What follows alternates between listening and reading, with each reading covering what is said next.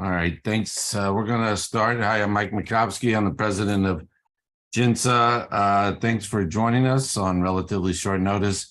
Today, we're going to discuss the Greek elections, the first round that took place on Sunday. And I understand that both participants have agreed already that we'll do another webinar after the second round. We're very fortunate. I'm going to be turning it over to Alan Makovsky, but let me introduce Alan and Alexis. First, Alan is going to be moderating the discussion. Alan is a senior fellow for national security and international policy at the Center for American Progress. He's also a member of GINSA's Gmunder Center Eastern Mediterranean Policy Project.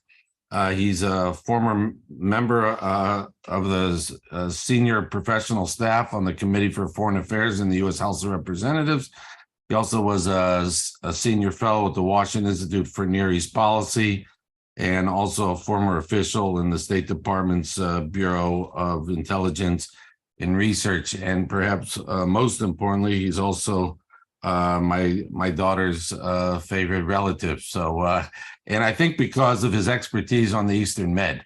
Or not just for that reason, actually, I should say. We're also fortunate to have someone actually that my daughter does not know, but hopefully will soon. Alexis Papahelas. He is editor-in-chief of Kathimerini, if I have that correct, Alexis, which is a leading Greek daily newspaper, and is also the presenter of the Stories television news program. He is also Secretary General of the Greek think tank, the Hellenic Foundation for European and Foreign Policy, and author of two books, The Rape of Greek Democracy, The American Factor, 1947 to 1967, and the book November 17th about the notorious Greek terrorist organization. He's a real expert on, obviously, Greeks, and we're really fortunate to have Alexis. And Alan, please take it away. Thanks. Thanks, Mike. Thanks, Mike.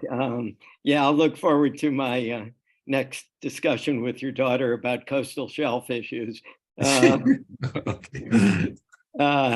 No, she's the cutest, no doubt about that.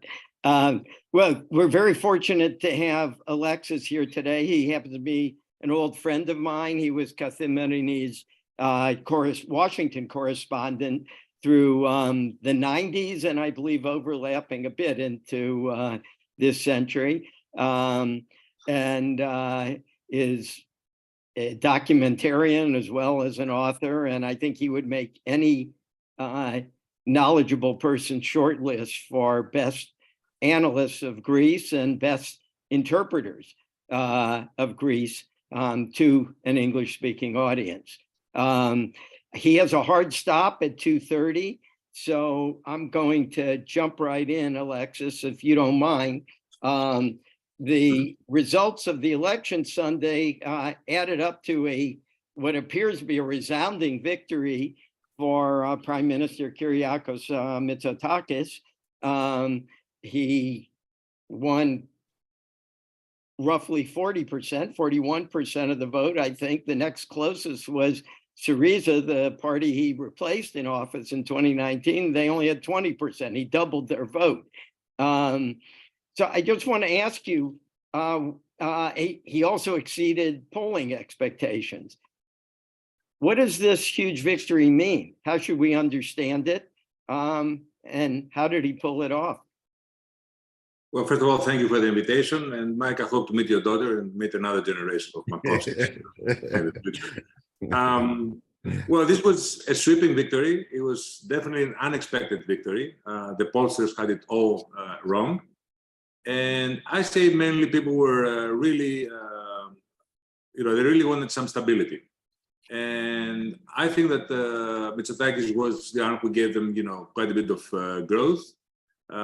He had a very pro-business policy, which is apparently very popular. And I think the problem was that Syriza didn't really offer any viable, sort of government proposition. And people were sort of fearing a return to a period of instability, of coalition governments, which they're very skeptical about. So I think, Mitsotakis had sort of a very clear policy recipe. Uh-huh.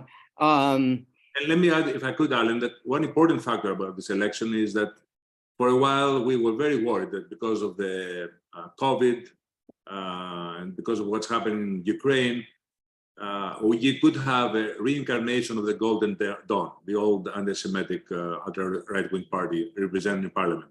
This didn't happen. You don't have such a party in the parliament that was just elected. And I think this is a very, very significant factor.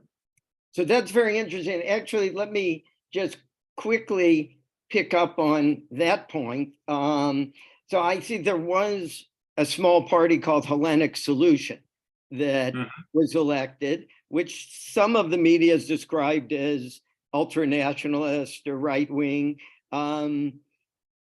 How should we understand? Is this another Golden Dawn phenomenon? I take it from what you say that it is not. By no means. No, it's This is not an anti-Semitic or racist party in any way. No, I don't think so. No. Okay. All right. That's very important. Let me ask you a question about the mechanics, because Greece seems to have an unusual system. From what we read in the newspaper, the prime minister, who did not get a majority of the parliament, it seems he fell just short of 145 or 146 seats. I've seen both in the 300-seat parliament. It seems he has a choice. He can either try to build a coalition when the president gives him the mandate, or he can say, no thanks, I'd like to have new elections. And that the new elections will be conducted under slightly different rules, which favor the leading party. I wonder if you could just explain those mechanics to us. Now, with the current result, Mitsotakis wouldn't have a majority in parliament, so he will need PASOK in order to create a coalition government. There's very bad chemistry between the two leaders, so Mitsotakis today said, no, thank you, I want to go to another election. But PASOK is a center-left party, correct? Center-left party, yeah. Yeah.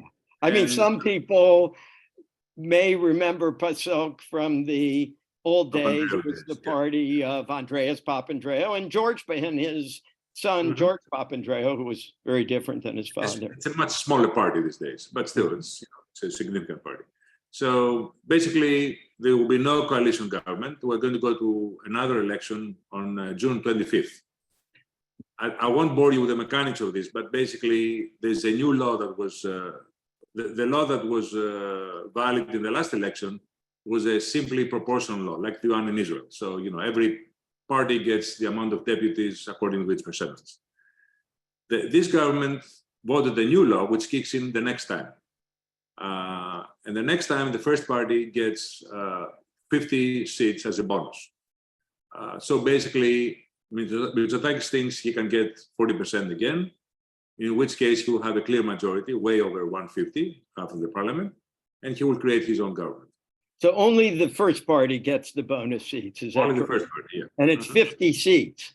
50, yes.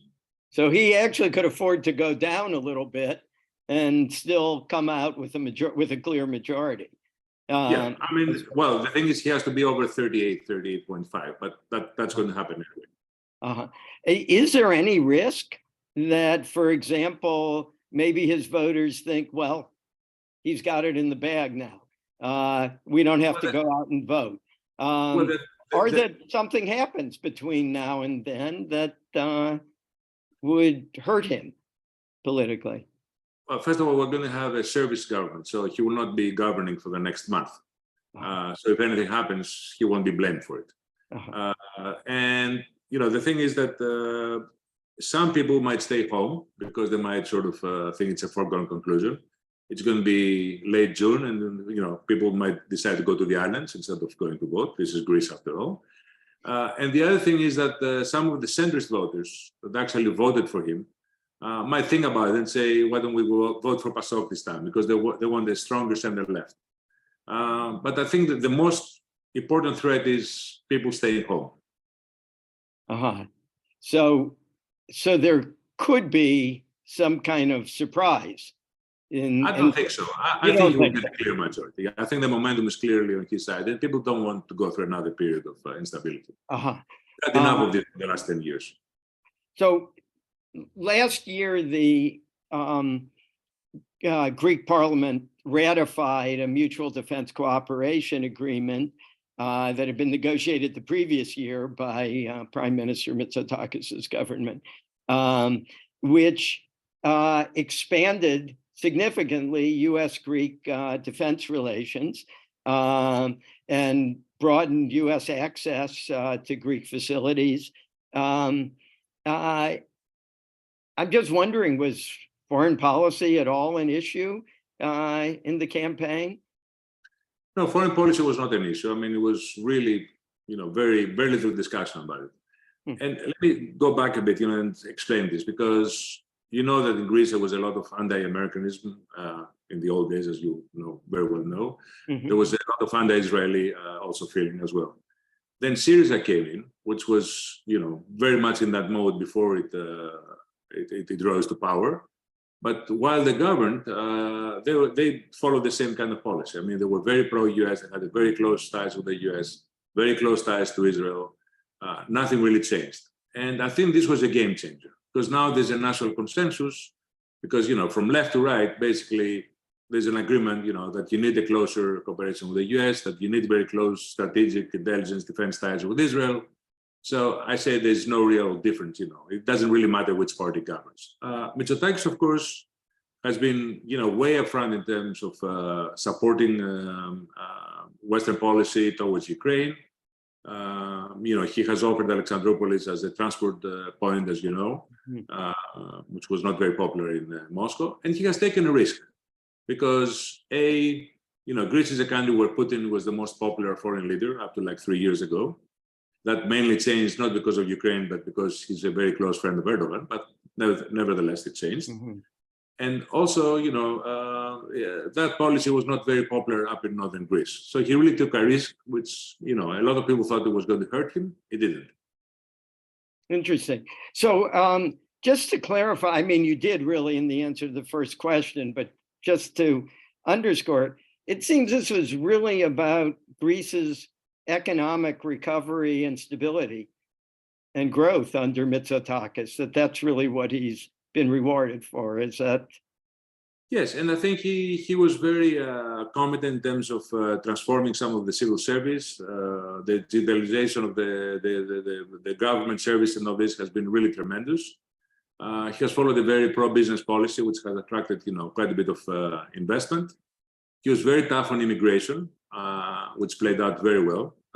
Up in the north, when Erdogan tried to push a lot of refugees into Greece, he was very tough on that. So yes, I think he's basically, he had the most, clear proposition in terms of governing. I see. Just to bring it back to foreign policy, assuming that Mitsotakis does emerge on June 25th as the prime minister again, what are the implications in a second term for relations with the US? I mean, I'd have to say from my non-expert observation, but as you know, Alexis, I have worked on Greece at times in the US government. He's the most pro-Western, pro-US, I should say, prime minister that I can recall. There have been others, but he certainly seems to be the most. Are we going to see further expansion of Greek-US relations? And if so, what does that mean? And also, what are the implications? Let's say you talked about Israel. What about Turkey? Greece has had a budding relation, more than budding, a flowering relationship with France in recent years. Is this likely to stay on track? If you could just say a few words about those key relationships. Okay, in terms of the US, I mean, I don't know what can really, sort of move the relationship further. A lot of things have been done. The only thing could change, I think he was a bit skeptical about providing arms to Ukraine, because that was not a popular option. Maybe his hands would be untied, with such a clear majority. So you could see some perhaps shipments from Greece to Ukraine. Other than that, in terms of the U.S.-Greek relation, I really cannot see any other kind of change. Now, France, I think they have a very personal and close relationship with Macron, and I think that's going to remain the same.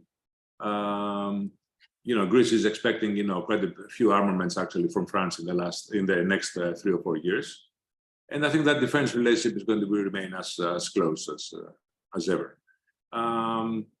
Now, Israel, I don't really expect any change. I mean, Mitsotakis and Bibi are quite close. They have a very clear understanding. I understand they speak on the phone, all the time. There's a very close relationship between the defense and the intelligence establishments. There was some skepticism about whether Israel wanted to open up, some back channels or even official channels to Turkey. But I think with Erdogan, and his rhetoric and everything else, I don't think that's going to go very far. So yeah, basically, I don't see any dramatic changes. In terms of Turkey, I think there will be some effort to strike some sort of arrangement or understanding or something like this. There was kind of a moratorium that was agreed for the last month, which was since the earthquake, basically. Correct? It was the post-earthquake period, yeah. Yeah, or Greece was, I believe, the first country into Turkey. It was certainly one of the first, and really helped out in a big way. This is the second time, actually. You remember back in '99, we had the same thing. So basically, for the last month and a half, you don't have any fiery sort of remarks. You don't have Turkish overflights over Greek islands. Some of the naval exercises have been cancelled. I think we're going back to normalcy now. I see some of the Turkish officials are moving back to the good old rhetoric, but we'll see. What about the overflights? We heard a lot about Turkish overflights of Greek airspace. Is that also quieted down since the earthquake? Yeah, very much so. I mean, back in 2020, we came very close to the war. I mean, you even had a ship collision. You had like various instances where we really came very close to war. I think we've moved away from that stage, for now at least. Well, the earthquake diplomacy of 1999 led to, I think you could argue, 17 years of basic stability between Greece and Turkey, which I think the coup attempt in Turkey sort of brought to an end, but that's a separate discussion. But I don't know, I hope this one has a similarly long-lasting effect, at least, if not longer. Let me ask you, speaking of Turkey and Erdogan, it's kind of interesting that both Aegean allies had their elections right around the same time. Of course, it's a coincidence of the calendar, but I'm just wondering, was there any impact from the fact that Erdogan appears to be reelected?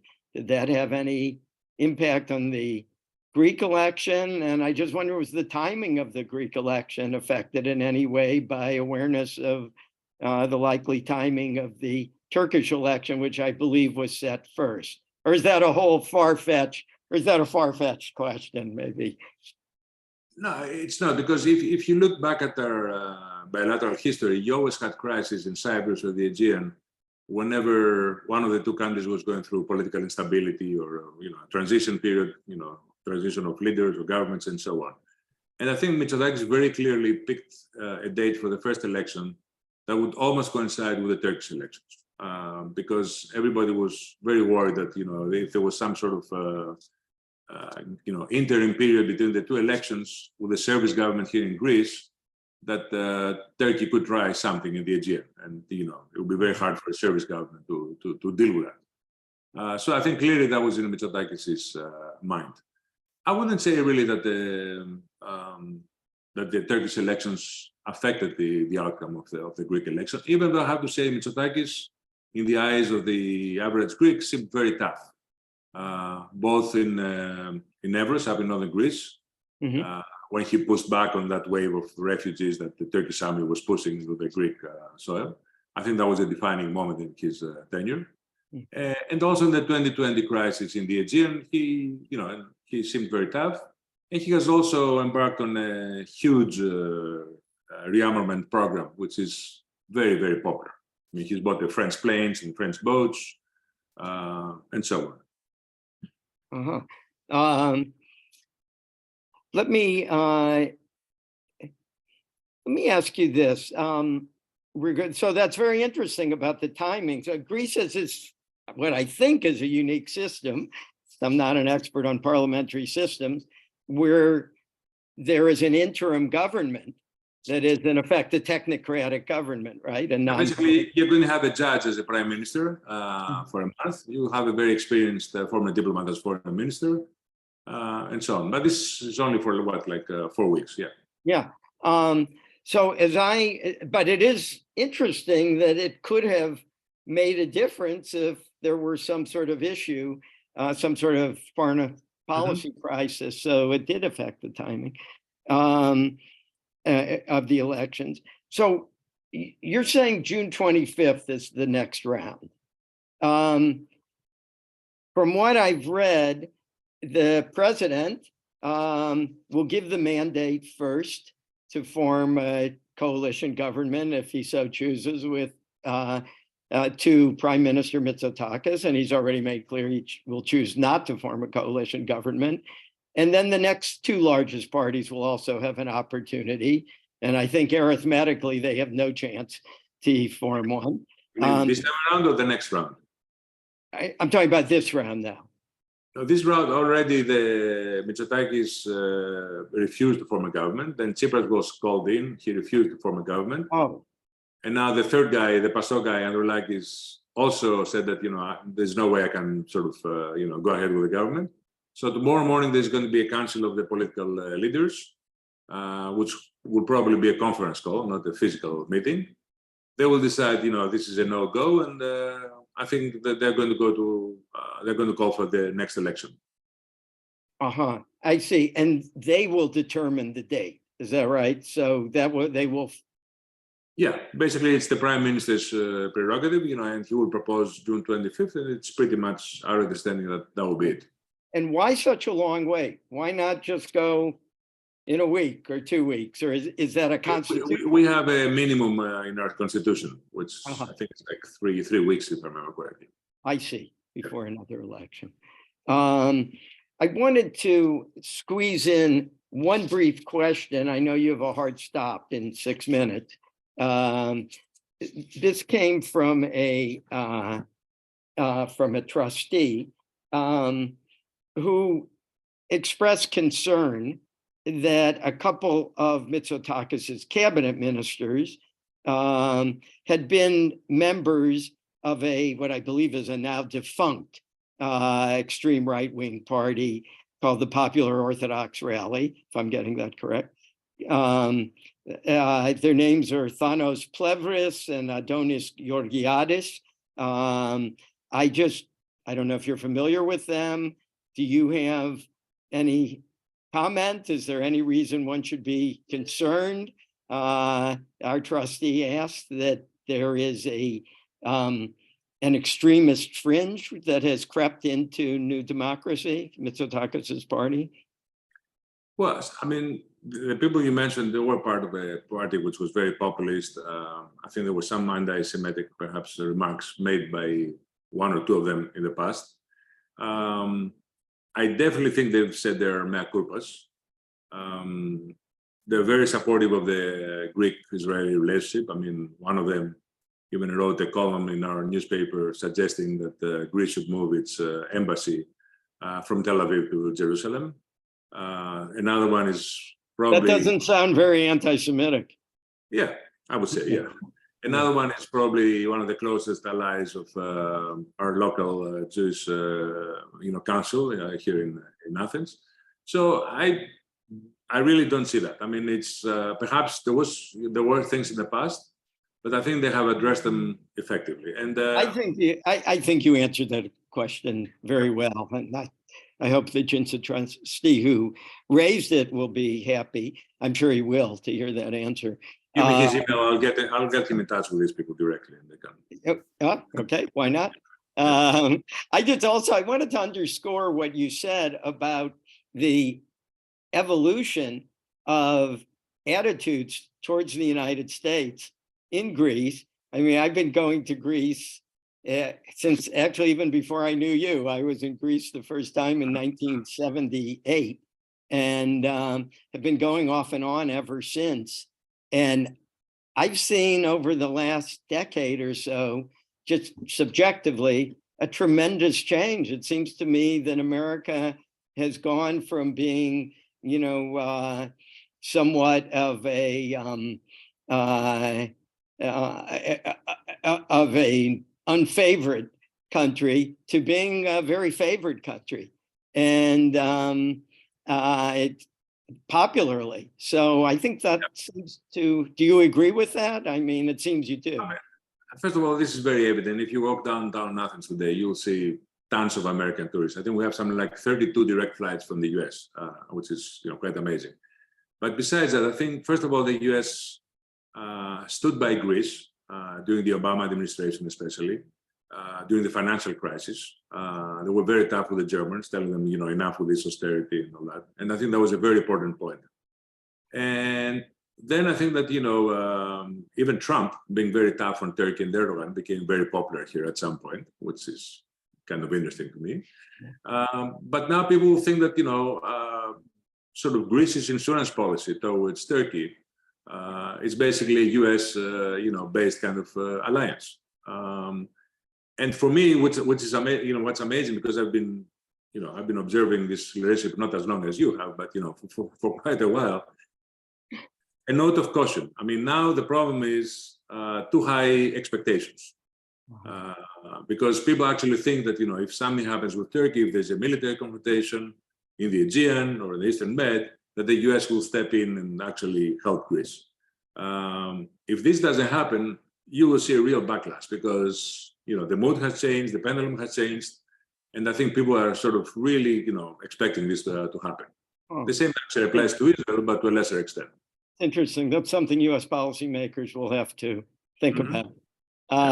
Well, I think we've just hit our limit. I want to make sure you get out of here on time. We've covered a lot of ground in a very short time, and I just want to make one quick observation, which is, please.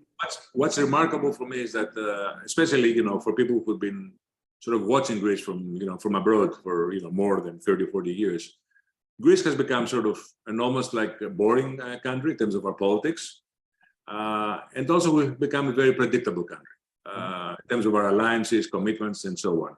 And I think this is very, very remarkable. It has to do with the whole of the political spectrum, not just with one party. And I think this is the most important thing that has really changed in the last 10 years, I would say.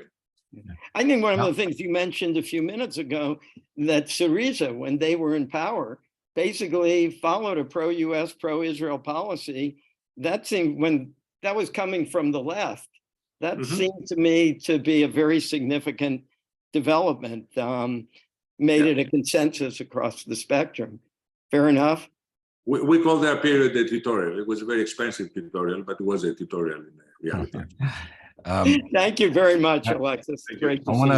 Al, I want to thank you and Alexis for taking the time to discuss this. We look forward to having you both back after the second round of elections. And I also want to thank the Gettler Foundation, which has been supportive of our U.S.-Greek policy work over the years. So thank you very much. Have a good evening over there in Athens. Hope to see you in Athens. Thank you very much. We look forward to seeing you there. Okay. Thank you, everybody, for joining. Thank you. Bye. Καληνύχτα.